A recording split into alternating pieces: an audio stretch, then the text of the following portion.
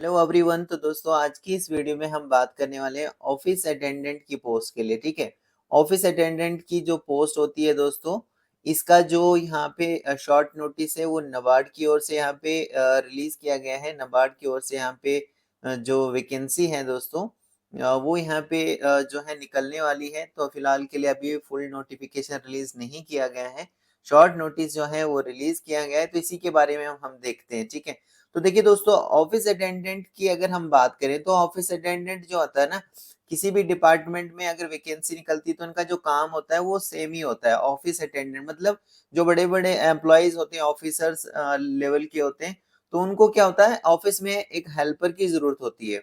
ठीक है, जो उनको मतलब जो काम वगैरह होगा, जैसे फाइल्स वगैरह लाके देना, ठीक है, रिकॉर्ड वगैरह मेंटेन करना, कोई फोटो कॉपी करना, कोई भी काम, मतलब एक हेल्पर से कोई भी जो भी काम कराया जाता है। तो इसलिए यहाँ पर ये जो पोस्ट है ये निकाली जाती है ऑफिस अटेंडेंट की।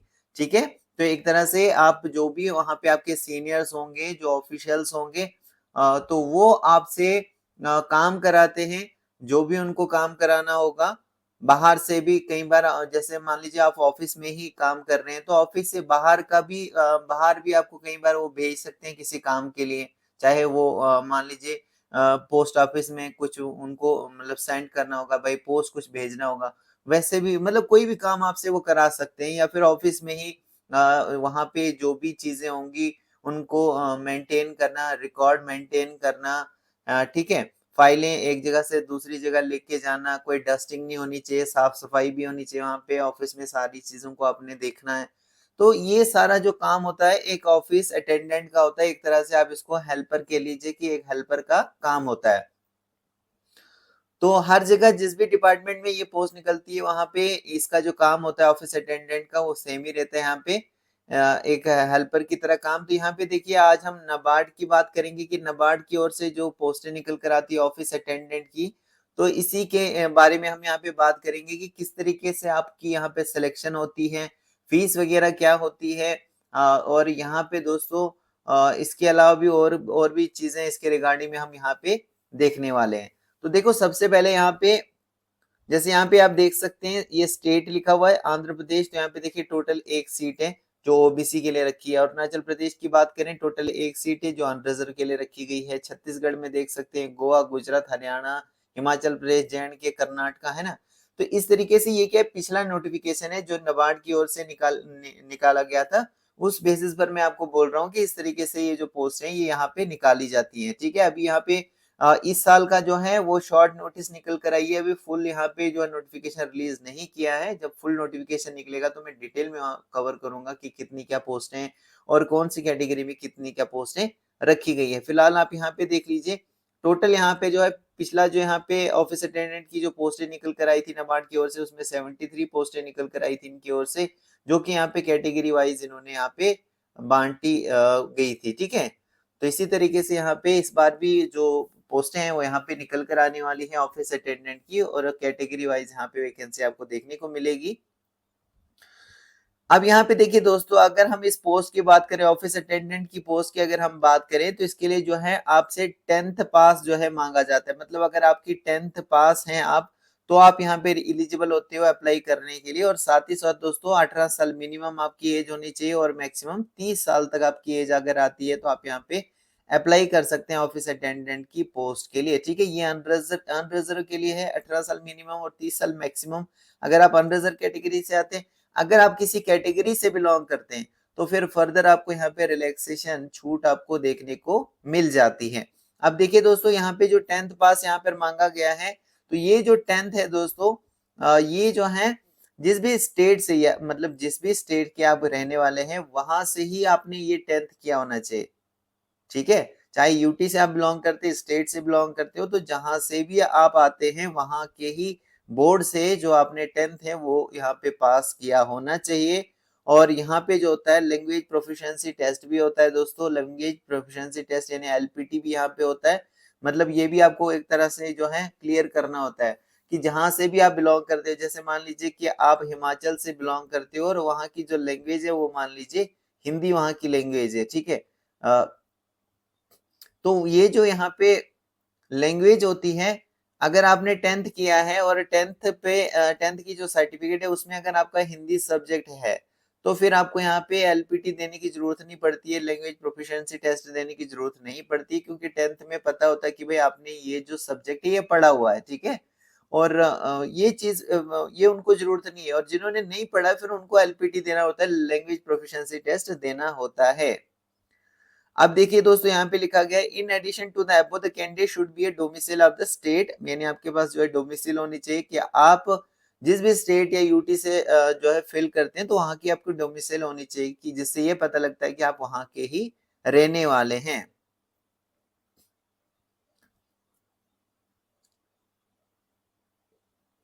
इसके अलावा दोस्तों कुछ और यहाँ पे देख लेते हैं। तो देखिए दोस्तों यहाँ पे लिखा हुआ है candidate possessing graduation and higher qualification are not eligible to apply, यानी कहने का मतलब है कि जैसे ही यहाँ पे ऑफिस अटेंडेंट की पोस्ट निकाली जाएगी दोस्तों नबार्ड की ओर से, नबार्ड की ओर से जैसे ही यहाँ पे ऑफिस अटेंडेंट की यहाँ पे जो वैकेंसी है वो रिलीज होंगी, तो यहाँ पे इन्होंने साफ तौर से बताया कि भाई ग्रेजुएशन वाले या फिर इससे ज्यादा की अगर आपकी क्वालिफिकेशन है तो वो यहाँ पे अप्लाई नहीं कर सकते हैं, ठीक है। यहाँ पे एप्लीकेंट्स को रिक्वायर्ड है कि वो सेल्फ डिक्लेरेशन दें इसके रिगार्डिंग में ऑनलाइन एप्लीकेशन एप्लीकेशन में at the time of appointment and और as demanded by the bank during the recruitment process, यानी आपको एक डिक्लेरेशन यहाँ पे देना होता है जिस कि उसमें आपको बताना होता है कि भाई आपकी जो है हायर क्वालिफिकेशन नहीं है, आपके 10th पास ही है, क्योंकि आगे चलकर अगर कहीं पर भी आप अगर पकड़े जाते हैं, आप झूठ यहाँ पे बोलेंगे, अगर आगे चलकर आप कहीं पर भी जो है पकड़े जाएंगे दोस्तों रिक्रूटमेंट प्रोसेस में, तो फिर वहां से आपको निकाल दिया जाएगा। मान लीजिए कि आपकी जॉब लग भी गई दोस्तों, उसके बाद भी अगर पता लगता है तो बिना किसी फर्दर नोटिस के आपको वहां पे निकाला जा सकता है नौकरी से। तो इसलिए आप यहाँ पे जो है जो क्वालिफिकेशन मेंशन की गई है तो यहाँ पे वो देख लें दोस्तों, यहाँ पे साफ तौर से बताया गया है कि ग्रेजुएशन और हायर हायर क्वालिफिकेशन वाले यहाँ पे अप्लाई नहीं कर सकते हैं, ठीक है। 10th 12th अगर आपका है तो आप यहाँ पे अप्लाई कर सकते हैं दोस्तों, ठीक है। मिनिमम यहाँ पे क्वालिफिकेशन क्या है, 10th पास रहती है। अब दोस्तों एज जैसे मैंने आपको बताया कि एज जो है मिनिमम 18 साल और मैक्सिमम 30 साल यहाँ पे एज जो है रखी जाती है अनरिजर्व कैटेगरी के लिए। बाकी यहाँ पे जो कैटेगरी में बिलोंग करते हैं उनको रिलैक्सेशन देखने को मिल जाता है, जैसे आप यहाँ पे देख सकते हो। और एससी और एसटी को 5 साल का रिलैक्सेशन होता है, मतलब 35 साल की एज तक वो अप्लाई कर सकते हैं। ओबीसी वालों को 3 साल का रिलैक्सेशन मिल जाता है, यानी 33 साल तक 33 साल तक अगर उनकी एज आती है तो अप्लाई कर सकते हैं। फिर बाकी यहाँ पे कैटेगरी आप देख लीजिए, ठीक है। विडो डाइवर्स वुमेन जो है और वुमेन्स जो जुडिशियली सेपरेट हुई हैं और जिन्होंने दोबारा से शादी नहीं की है उनको भी यहाँ पे 10 साल का रिलैक्सेशन मिल जाता है। इसके अलावा candidate who had ordinarily been domiciled in the state of Jammu and Kashmir between 1st January 1980 and 3rd दिसंबर 1999, उनको भी यहाँ पे जो है 5 साल का रिलैक्सेशन आप देख रहे हैं, यहाँ पे 5 साल का रिलैक्सेशन के लिए भी यहाँ पे रखा गया है। अब दोस्तों यहाँ पे देखिए सिलेक्शन का प्रोसेस कैसे होता है, मतलब किस तरीके से यहाँ पे आपको ये ऑफिस अटेंडेंट की पोस्ट जो है नबार्ड में मिलती है। तो दोस्तों यहाँ पे जो है ना नबार्ड में सबसे पहले तो आपका मतलब ऑफिस अटेंडेंट की पोस्ट के लिए सबसे पहले प्रीलिम एग्जाम आपको देना होता है, कंप्यूटर के ऊपर जो है आपका प्रीलिम लिया जाता है, ऑनलाइन एग्जाम आपका होता है। इसमें रीजनिंग से क्वेश्चन पूछे जाते हैं, 30 क्वेश्चन पूछे जाते हैं, 30 मार्क्स के रहते हैं। इंग्लिश लैंग्वेज से क्वेश्चन होते हैं, 30 क्वेश्चन 30 मार्क्स के रहते हैं। जनरल अवेयरनेस से 30 क्वेश्चन होते हैं, 30 मार्क्स के पूछे जाते हैं। न्यूमेरिकल एबिलिटी से 30 क्वेश्चन होते हैं, 30 मार्क्स के पूछे जाते हैं। टोटल यहाँ पे 120 क्वेश्चन पूछे जाते हैं, 120 मार्क्स के रहते हैं। और यहाँ पे इस पेपर को करने के लिए जो ऑब्जेक्टिव टाइप के मल्टीपल चॉइस के क्वेश्चंस होते हैं दोस्तों कंप्यूटर पर, इसको करने के लिए 90 मिनट्स का आपको टाइम दिया जाता है यहाँ पे करने के लिए। और यहाँ पे नेगेटिव मार्किंग भी होती है दोस्तों, 1/4 की जो है यहाँ पे नेगेटिव मार्किंग होती है। हर एक क्वेश्चन का अगर आप रॉन्ग आंसर देते हैं तो 1/4 जो है आपके यहाँ पे मार्क्स क्या किए जाते हैं, डिडक्ट किए जाते हैं दोस्तों, यानी कि काटे जाते हैं दोस्तों। जैसे आपका ये जो मतलब पहला जो प्रीलिम एग्जाम है, जैसे आप इसमें शॉर्टलिस्ट हो जाते हैं फिर आपको यहाँ पे मेन एग्जाम के लिए यहाँ पे आप अपियर होते हैं। और मेन एग्जाम में भी दोस्तों सिलेबस सेम ही रहता है। टेस्ट ऑफ रीजनिंग से 35 क्वेश्चन 35 मार्क्स के रहते हैं, क्वांटिटी एप्टीट्यूड से 35 क्वेश्चन 35 मार्क्स के रहते हैं, जनरल अवेयरनेस से 50 क्वेश्चन 50 मार्क्स के रहते हैं, और इंग्लिश लैंग्वेज से 35 क्वेश्चन 35 मार्क्स के रहते हैं। यहाँ पे कुछ नंबर ऑफ क्वेश्चन जो है वो ज्यादा पूछ लेते हैं, बाकी सिलेबस जो है वो सेम रहता है दोस्तों। टोटल यहाँ पर 150 क्वेश्चन पूछे जाते हैं, 150 मार्क्स के रहते हैं। टाइम यहाँ पे ज्यादा दिया जाता है, यहाँ पे देख सकते हो 120 मिनट का टाइम दिया जाता है आपको मेन एग्जाम को यहाँ पे देने के लिए। और ये जो एग्जाम है दोस्तों, ये यहाँ पे इंग्लिश और हिंदी दोनों में से किसी भी भाषा में आप यहाँ पे जो है वो दे सकते हैं। देख सकते हैं आप यहाँ पे क्या लिखा गया है, available bilingually that is in English और हिंदी, मतलब दोनों में आपको यहाँ पे जो है वो क्वेश्चंस देखने को मिल जाएंगे, हिंदी में भी और इंग्लिश में भी। तो किसी में भी अगर आपकी जिसमें भी मर्जी उसमें आप यहाँ पे दे सकते हैं। इसके अलावा दोस्तों यहाँ पे देखिए, यहाँ पे लिखा है those who qualify for selection and produce 10th and 12th standard marksheet certificate indicating the official language as one of the subject will not be subject to any language test. तो यहाँ पे इन्होंने बताया है कि भाई जो क्वालिफाई करेगा, those who qualify for selection, जो यहाँ पे क्वालिफाई हो जाएगा सिलेक्शन के लिए, तो उनको यहाँ पे लैंग्वेज का टेस्ट होगा आगे। तो लैंग्वेज टेस्ट देने की आपको जरूरत नहीं है। अगर आप 10th 12th की जो मार्कशीट वगैरह वो दिखाते हो जिसमें ये लिखा जिसमें ये सब्जेक्ट होगा आपका ऑफिशियल लैंग्वेज का जो है ना, वो वहां पे सब्जेक्ट होगा कि भाई आपने ये पढ़ा है, तो फिर आपको यहाँ पे लैंग्वेज टेस्ट देने की जरूरत नहीं होती है। ठीक है। इसके अलावा नीचे यहाँ पे लिखा है कि भाई एलपीटी लैंग्वेज प्रोफिशिएंसी टेस्ट जो है क्वालिफाइंग टाइप का होता है, और जो भी कैंडिडेट प्रोविजनली सिलेक्टेड या वेट लिस्टेड है from online test will have to undergo. तो मतलब जो भी यहाँ पे कैंडिडेट जो हैं वो सिलेक्ट हो जाएंगे, जैसे प्री मेन एग्जाम में आप सिलेक्ट हो जाओगे, उसके बाद फिर आपको यहाँ पे लैंग्वेज प्रोफिशिएंसी टेस्ट देना होता है। ठीक है। लेकिन अगर 10th और 12th की आप सर्टिफिकेट दिखाते हो जिसमें ये पता लगेगी कि आपने लैंग्वेज जो है वो मतलब पढ़ी हुई है, आपको लिखनी भी आती है भाई, बोलनी आती है, समझ भी आ जाती है, उसमें उसमें पता लग जाता है कि आपने ये सब्जेक्ट पढ़ा है। मान लीजिए हिंदी जो है आपकी लैंग्वेज है वहां की, जहां से भी आप अप्लाई कर रहे हैं, फॉर्म फिल कर रहे हैं स्टेट या यूटी से, तो वहां की जो लैंग्वेज है दोस्तों, ठीक है, ऑफिशियल लैंग्वेज जो है वो आपको रीड करनी आती है, आपको बोलनी भी आती है दोस्तों, समझ भी आ जाती है। तो वो अगर यहाँ पे 10th क्लास में आपने पढ़ा है, वो सब्जेक्ट आपका रहा है, तो फिर तो आपको यहाँ पे लैंग्वेज प्रोफिशिएंसी टेस्ट देने की जरूरत नहीं हो पड़ती है। Candidate not proficient in official local language, अगर लोकल लैंग्वेज जो होती है उसमें अगर आप यहाँ पे प्रोफिशिएंट नहीं पाए जाते हैं तो फिर आपको यहाँ पे डिस्क्वालीफाई कर दिया जाएगा। Final selection will depend upon the performance. तो यहाँ पे बताया गया कि जो फाइनल सिलेक्शन लिस्ट होती है ये डिपेंड करती है आपकी ऑनलाइन टेस्ट में परफॉर्मेंस कैसी रही है। लैंग्वेज जो मतलब लैंग्वेज प्रोफिशिएंसी टेस्ट जो लिया जाएगा, तो उसमें आपकी क्या परफॉर्मेंस है, मेडिकल फिटनेस वगैरह, तो ये सारी चीजें देखी जाती है। उसके बाद बायोमेट्रिक डेटा वगैरह देखा जाता है बैंक की सेटिस्फेक्शन के लिए। और जो भी डिसीजन इसमें बैंक का रहेगा इसके रिगार्डिंग में, वो यहाँ पे फाइनल जो है माना जाएगा। और नीचे यहाँ पे लिखा गया है candidates applying to the state, मतलब यहाँ से जिस भी स्टेट या यूटी से दोस्तों आप यहाँ पे अप्लाई करते हैं इस पोस्ट के लिए, तो आपको यहाँ पे अपनी जो लैंग्वेज होती है, लोकल लैंग्वेज जो होती है, ऑफिशियल लैंग्वेज जो होती है, वो रीड करनी भी आनी चाहिए, लिखनी भी आनी चाहिए, बोलनी भी आनी चाहिए और समझ भी आनी चाहिए। ठीक है ना।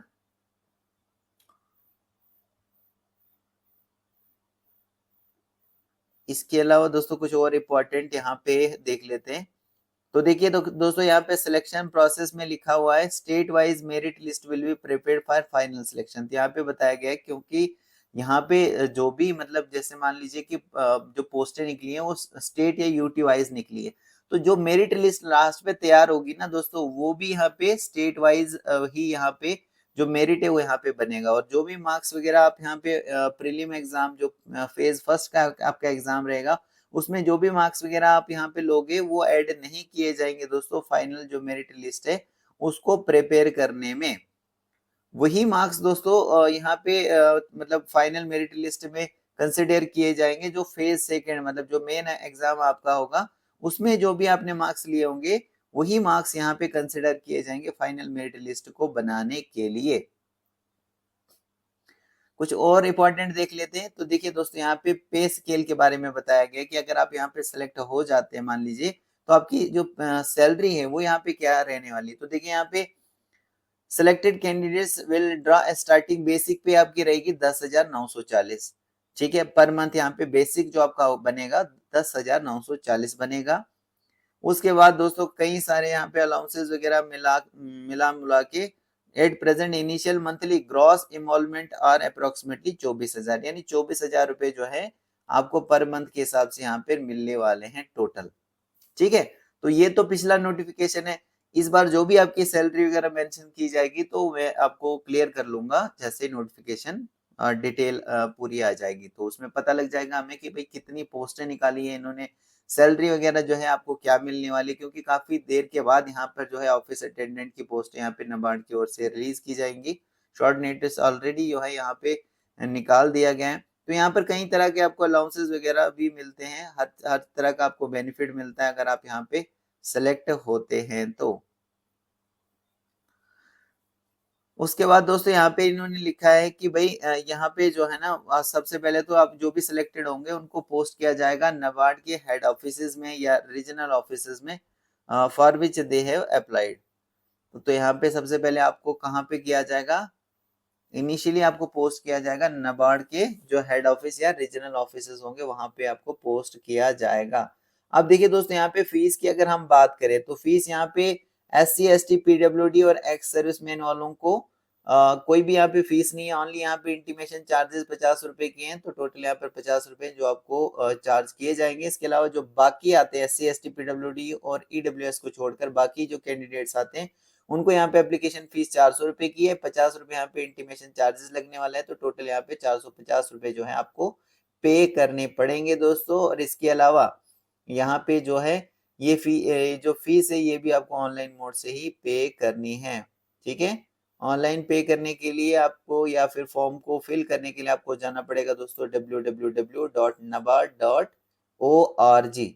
अगर आप अप्लाई करना चाहते हैं तो भी आप इसी साइट पर जाओगे, नबार्ड की साइट पर पेमेंट वगैरह अगर करनी होगी तो भी आप यहाँ पे अप्लाई करोगे, लास्ट पर आपको पेमेंट भी इसी तरीके से आप यहाँ पे जाकर ही कर सकते हैं।